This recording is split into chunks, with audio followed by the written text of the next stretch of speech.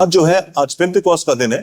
मतलब आज जब पवित्र आत्मा का आगमन हुआ था, उसको सारे विश्व में चर्च उसको सेलिब्रेट करता है। आज से हम लोग ताकि पेंटेकोस्ट के बारे में बात करेंगे।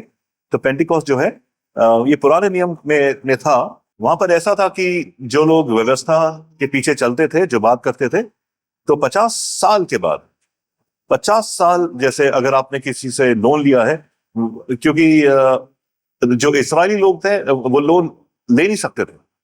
वो लोगों की मदद कर सकते थे, लेकिन अगर ब्याज पे आपको पैसा चढ़ाना है तो नहीं, तो वो लोग नहीं कर सकते थे। तो जिससे अगर आपने किसी से हेल्प ली है या किसी से आपने कोई जमीन बोरो करी है या किसी का कर्जा है, तो 50 साल के बाद वो सब रीसेट हो जाता था कि अब किसी का कर्जा किसी के पास नहीं है ना। तो 50 साल का टाइम दिया था, ये डे ऑफ पेंटिकॉस्ट होता था। तो यहाँ पर हम देखते हैं कि डे ऑफ पेंटिकॉस्ट जब आया, तो हम लोग जब प्रेरितों के काम का दूसरे अध्याय में हम देखते हैं कि सब लोग जो भी विश्वासी थे, 120 लोग जो विश्वास पे थे, वो सब एक कमरे में बैठे थे। आप सब ने इसका पढ़ा होगा है कि फिर तभी उनके बीच में एक जोर से हवा आने की आवाज आई, आंधी आने की आवाज आई, और जो पवित्र आत्मा एक आग की जुबान के समान उन सब के ऊपर उतरी। ठीक है। तो ये जो है, जब ये हो रहा था, तब लोगों ने सोचा होगा कि पुराने नियम में भी ऐसा हुआ था। तो पुराने नियम में क्या हुआ था? यहाँ पर पवित्र आत्मा उनके ऊपर आई थी, है ना। अगर हम पुराने नियम में देखें तो मूसा के बारे में जब हम देखते हैं, तो मूसा ने परमेश्वर ने मूसा को से बोला था कि वो जाकर जो बंदी हैं, जो इस्राएल के लोग जो बंदी हैं मिस्र में, उनको निकाल के लेके आए। और लेकिन पहले बस यही बात थी कि वो लोग अपने परमेश्वर की पूजा करना चाहते हैं, अपने परमेश्वर का धन्यवाद करना चाहते हैं। इसलिए वो लोग मिस्र से निकलेंगे, वो पहाड़ी पर जाएंगे, वहां पर वो लोग वर्शिप करेंगे, फिर वापस आ जाएंगे। यही बात थी, है ना। क्योंकि परमेश्वर का क्या प्लान था? परमेश्वर का प्लान था कि मेरे लोग मेरे पास आएंगे और मेरे पास आके वो लोग क्या कहते हैं, मैं उनसे बातचीत करूंगा। तो ऐसे हुआ। कल मूसा ने कम से कम एक से 10 लाख लोग लेके वो चल पड़ा माउंट साइनाई की ओर। लेकिन जब परमेश्वर का पर्वत नजदीक आया, तो जो लोग थे वो डर गए। उनको लगा कि परमेश्वर उनको मार डालेगा। ये पता नहीं ये बातें कहां से हुई थी, लेकिन लोगों का ये मन था। तो लोग इतने डर गए थे, तो लोगों ने बोला कि हम तो नहीं जाएंगे परमेश्वर के सामने, है ना, हम तो नहीं जाएंगे। मूसा आप चले जाइए, आप जाइए, आप बात कीजिए, और जो परमेश्वर चाहते हैं हमसे वो आप हमको बताइए। तब से मूसा का काम हो गया अगुवाई करने का। उससे पहले परमेश्वर का ये प्लान ही था। उसने सोचा था कि मैं अपने सारे लोगों के साथ एक साथ बातचीत करूंगा, है ना। तो वो घड़ी तब नहीं आ पाई, लेकिन वो घड़ी अब जाके आई है। अब पेंतिकोस्त के दिन, अब नए नियम में, जब परमेश्वर की आत्मा हर एक लोगों के ऊपर उतरी, हर एक लोगों के ऊपर उतरी जो वहां पर एकत्रित थे। विश्वासी तो बहुत थे, बहुत लोग यीशु मसीह के पीछे चलते थे, लेकिन यीशु मसीह ने उनको कहा था कि इंतजार करो मेरा, कमरे में इंतजार करो मेरा। जो लोग उसका इंतजार कर रहे थे, जिन लोगों ने उसकी बात मानी, उनके ऊपर पवित्र आत्मा आई, उनके ऊपर पवित्र आत्मा आई। उसके आप देखते हैं कि तब से चर्च की शुरुआत हुई, क्योंकि लोग अपने अपने वो लोग बात कर रहे थे, सब लोग परमेश्वर की बड़ाई कर रहे थे, सब लोग परमेश्वर के लिए गीत गा रहे थे, और जो लोग थे आसपास, उनको ये सब बातें अपनी अपनी भाषा में समझ में आने लगी। मतलब ये क्या बात है ना, ये तो भाई यहूदी लोग हैं, ये तो केवल वो जानते हैं, या तो यूनानी जानते हैं या इब्रानी जानते हैं। लेकिन इतने सारे देश के लोग हैं, कम से कम 15 देश के लोग थे, उन सबको वो सारी बातें अपनी अपनी भाषा में सुनाई देने पड़ी। तो ये था, ये एक प्रमाण था कि ये पवित्र आत्मा यहाँ पर आई है। और उसके बाद जब पवित्र आत्मा का आगमन हुआ, अब एक बार आ गई, अब सबको पता चल गया, अब दोबारा से ऐसा नहीं होता है। अब ऐसा है कि जब आप यीशु मसीह में आ जाते हैं, तो पवित्र आत्मा आपके साथ होती है। इसके बारे में हम लोग बातचीत करेंगे। लेकिन इससे पहले यहां पर अगर हम आज के वचन में देखें 15वीं आयत में, यदि तुम मुझे प्रेम करते हो तो मेरी आज्ञाओं का पालन करोगे। यदि तुम मुझसे प्रेम करते हो तो मेरी आज्ञाओं का पालन करोगे। और यीशु मसीह किस आज्ञा की बात कर रहा है? अगर हम लोग इसके पीछे चलते हैं, इसके 13वें अध्याय में चलते हैं, तो वहां पर इसकी शुरुआत होती है। वहां पर यीशु मसीह क्या करते हैं? अपने चेलों को बिठाते हैं और अगले दिन उनको क्रूस चढ़ना होता है। उससे एक दिन पहले अपने चेलों को बिठाते हैं और एक गमछा लेके अपने जो चेले हैं उनके पैर धोने लगते हैं और आज्ञा देते हैं कि तुम भी यही करो। आज्ञा देते हैं, है ना? तो ये आज्ञा है। और उसके बाद एक और चीज कहते हैं कि मैं तुम्हें एक नई आज्ञा देता हूं। और कौन सी नई आज्ञा थी? हम जानते हैं कौन सी नई आज्ञा दी? नई आज्ञा, एक दूसरे से प्रेम करो। ये नई आज्ञा कैसे हो सकती है? तो भाई हम सब जानते हैं एक दूसरे से प्रेम करना चाहिए, है ना? तो ये कैसी नई आज्ञा के बारे में यीशु मसीह जिक्र कर रहे हैं? नई आज्ञा कैसे हो सकती है? भाई ये तो पुरानी आज्ञा है, बच्चा बच्चा जानता है कि एक दूसरे से प्रेम करना है। लेकिन यीशु मसीह ने अपने चेलों के पैर धो के ये कैसे कह दिया कि ये एक नई आज्ञा है? नई आज्ञा है क्योंकि अब प्रेम की परिभाषा बदल चुकी है। अभी तक जो प्रेम था ये दो तरफा प्रेम होता था, है ना? दो तरफा प्रेम। अगर एक लड़का एक लड़की से प्रेम करता है लेकिन उस लड़की को पता भी नहीं है कि वो कोई उसके पीछे है, कोई प्रेम करता है, तो उसको प्रेम नहीं मानते थे, है ना? तो उसको बोलते ये लड़का तो पागल हो गया है ना? तो जैसे हम लोग किसी से प्रेम करते हैं और प्रेम का अंजाम प्रेम ही मिलता है। अगर कोई आपके घर में आता है, मिठाई लेके आता है, तो जब आप उसके घर में जाओगे आप भी उतनी ही मिठाई लेके जाओगे। उसने प्रेम किया है ना, हम भी प्रेम करेंगे। वो आपके घर की शादी में आता है, उसने 2000 रुपए दिए थे, आप भी उसके घर में जाओगे 2000 रुपए देके आओगे, है ना? प्रेम प्रेम है ना? क्योंकि मुझे मिल रहा है, नहीं मिल रहा। लेकिन अगर वो आपके घर में आता है और कुछ नहीं देता है, शादी में आता है बस खाना खा के चला जाता है, फिर आप बोलेंगे मैं भी उसकी शादी में जाऊंगा, कुछ नहीं देके आऊंगा, है ना? है ना? या तो हम जैसे हमें मिलता है वैसा ही हम देते हैं, है ना? तो प्रेम दो तरफा प्रेम होता है और हमेशा से होता आया था कि जिससे आप प्रेम करते हैं वो भी आपसे प्रेम करे, है ना? अगर आपको प्रेम नहीं मिल रहा है तो आप छोड़ के आगे निकल जाते हैं। आपको कुछ लेना देना नहीं होता उससे। लेकिन यीशु मसीह ने क्या किया? यीशु मसीह के सामने 12 चेले थे, उनमें से एक ऐसा व्यक्ति था जो यीशु मसीह से प्रेम नहीं करता था, वो पैसे से ज्यादा प्रेम करता था और उसने यीशु मसीह को बेच दिया था। लेकिन यीशु मसीह ने ये नहीं बोला भाई यारो तो ठीक है लेकिन मैं तुमसे प्रेम नहीं कर पाऊंगा यार, तुमने बहुत ही उल्टा काम किया है, मेरे साथ रह के मेरे साथ खाना खाया, मेरा सारा फाइनेंस देखा, लेकिन अंदर अंदर ये क्या कर रहे तुम लोग, यार यहां से निकलो चलो। नहीं, उसके भी पैर धोए। मतलब उसे दिखा दिया कि प्रेम एक तरफा होता है।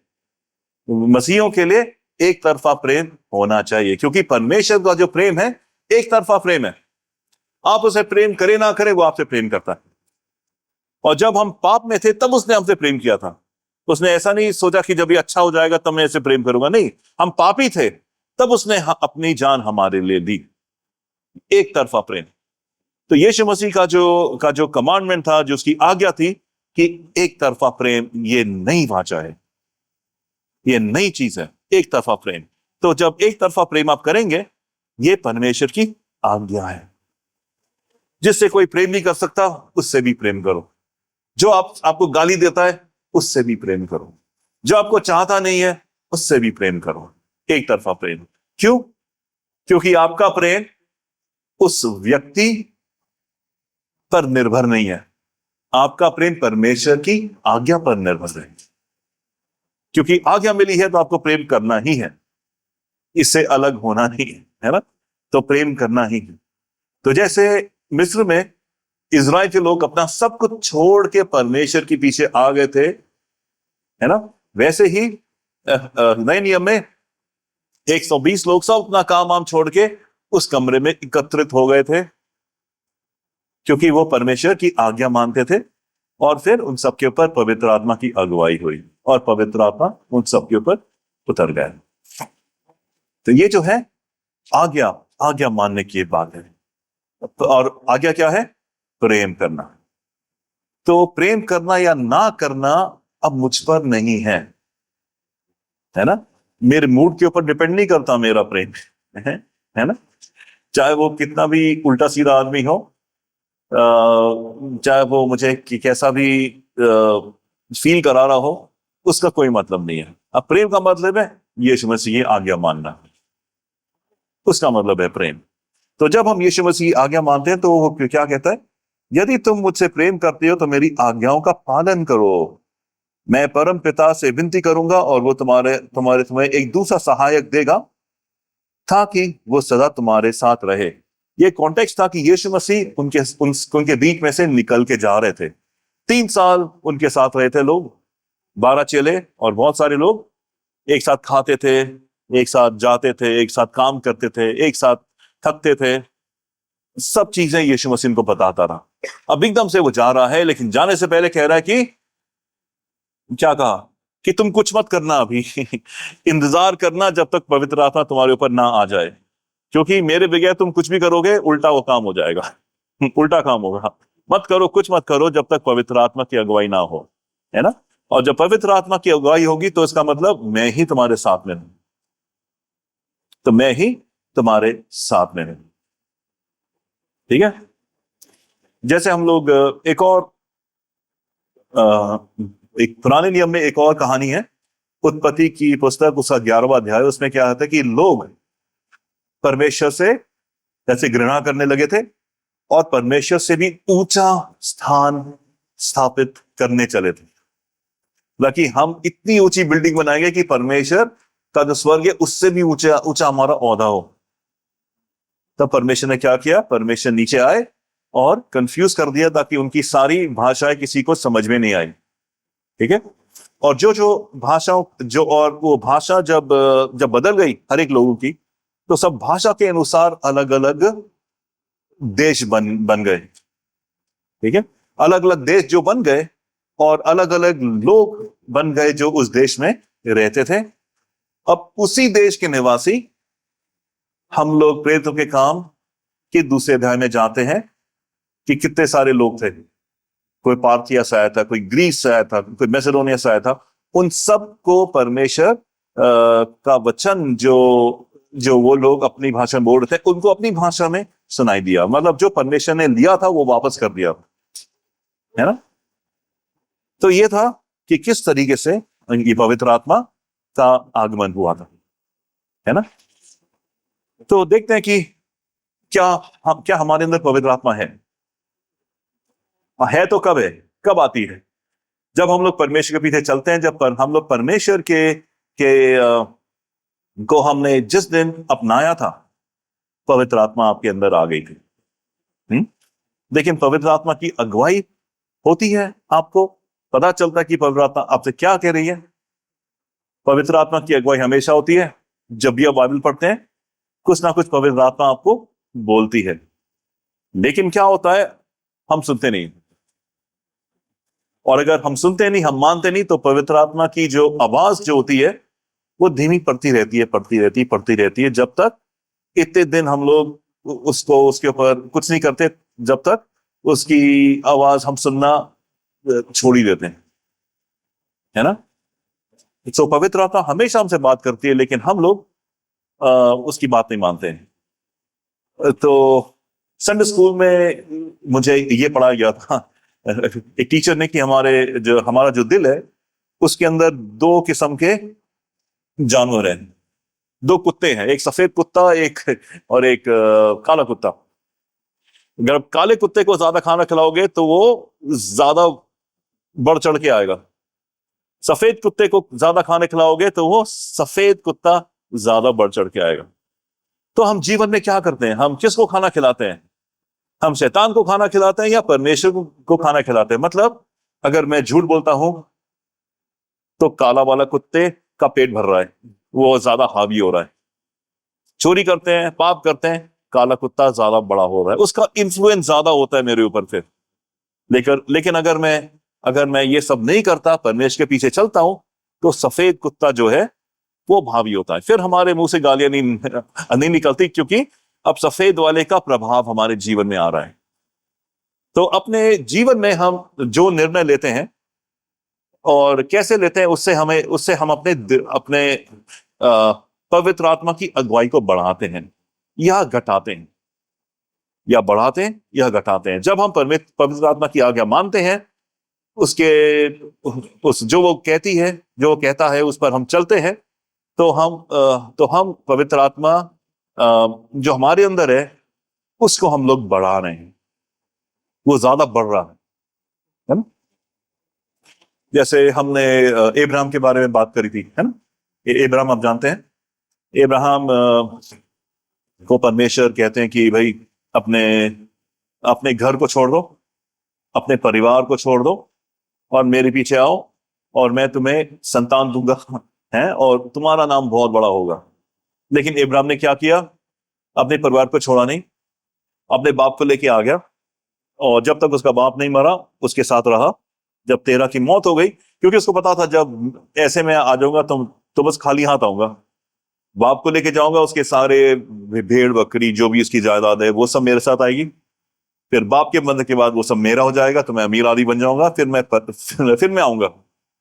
उसके बावजूद भी जब वो कनान देश पहुंच जाता है, तब भी क्या कहते हैं, उसका एक जो भतीजा था, लूत को नहीं छोड़ पाता है वो, जबकि परमेश्वर ने कहा था छोड़ के आना है सबको, वो छोड़ के नहीं आया। लेकिन जब तक लूत उससे अलग नहीं हो गया, तब तक इब्राहिम का बच्चा नहीं हुआ। वो 100 साल का हो गया जब उसके जीवन से निकल गया, तब परमेश्वर ने उसको आशीष दी। मतलब वही आशीष थी उसके हाथ में थी, अगर वो चाहता तो आज्ञा मान लेता, जल्दी काम हो जाता, है ना, जल्दी काम हो जाता, लेकिन उसने छोड़ा नहीं। वैसे ही पवित्र आत्मा हमें कुछ ना कुछ बोलता है जब हम बाइबल पढ़ते हैं, या हम सोते हैं, नींद में कुछ बातें आती है, हमें पता चलता है हाँ मैंने उसके बारे में गलत कहा है, किसी के बारे में। अब सही होगा भाई, आप जाके उसको बोलो कि मैंने गलती से कह दिया था उसके बारे में, वो ऐसा नहीं है, मुझे माफ करें। लेकिन मैं नहीं जा रहा, वो क्या समझेंगे वो लोग मेरे बारे में, क्या होगा मेरे बारे में, मैं नहीं जा रहा। फिर धीरे धीरे 2 दिन 3 दिन 4 दिन, फिर आवाज आती है सोचा छोड़ो छोड़ो। और जब भी ऐसा कुछ आता है मन में, तो मैं अपने आप को अलग कर देता हूं, मैं अपना फोन निकाल के रील्स देखने लगता हूं, मन इधर चला जाता है ना। अब फिर जब बाइबल पढ़ता हूं, फिर वो बातें आती है मैंने सही नहीं किया है, तो बाइबल पढ़ना छोड़ देता हूं मैं कुछ दिन के लिए, ताकि वो बात निकल जाए। फिर वो बात निकल जाती है, लेकिन फिर आप परमेश्वर में आगे भी नहीं बढ़ पाते, क्योंकि जब तक उसको आप ठीक नहीं करेंगे, आगे का कदम नहीं मिलेगा, है ना।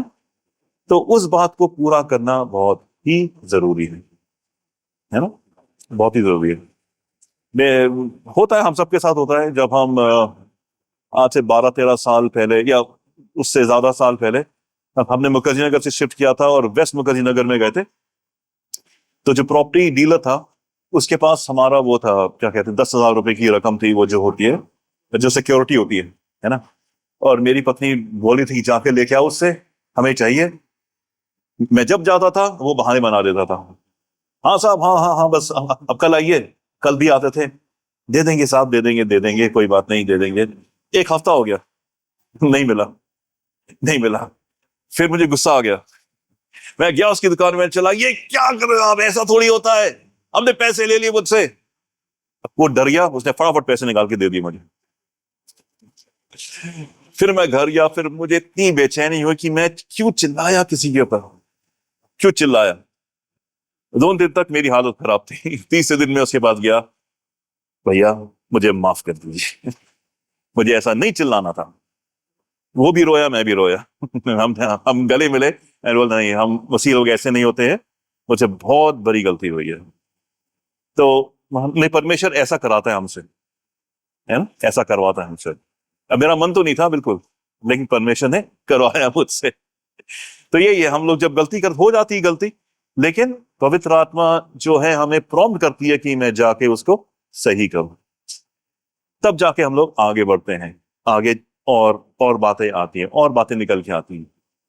ये बहुत अनिवार्य है ना, कि पवित्र आत्मा जो भी आपसे कह रही है उसको फटाक से करना है। कुछ कुछ कोई विचार है छोड़ने के लिए कह रही है, छोड़ दो। कोई ऐसे कर्म है या कोई ऐसी सोच है किसी और व्यक्ति के बारे में, छोड़ दो। पवित्र आत्मा आपकी सहायता करेगा कि आप उसको छोड़ देंगे।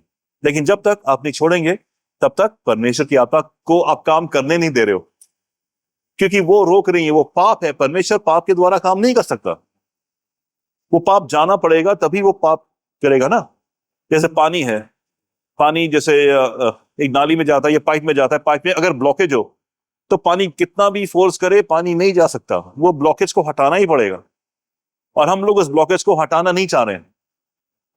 तो जब तक नहीं होगा तब तक पवित्र आत्मा और भरपूरी से मुझ में नहीं आ पाएगी, है ना।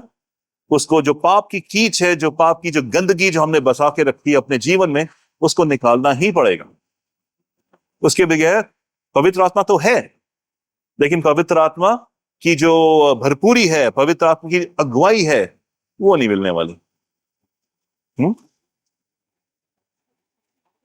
तो पहली बात तो यह है कि पवित्र आत्मा आपके जीवन में है, उसको आप काम करने से रोक रहे हो, है ना, लेकिन है। ऐसा नहीं होता कि विश्वास होने के बाद कोई लोग बोलते हैं कि पवित्र आत्मा का बपतिस्मा मिलेगा आपको। नहीं, ऐसा कुछ नहीं होता, क्योंकि बाइबल में ऐसा कुछ नहीं है।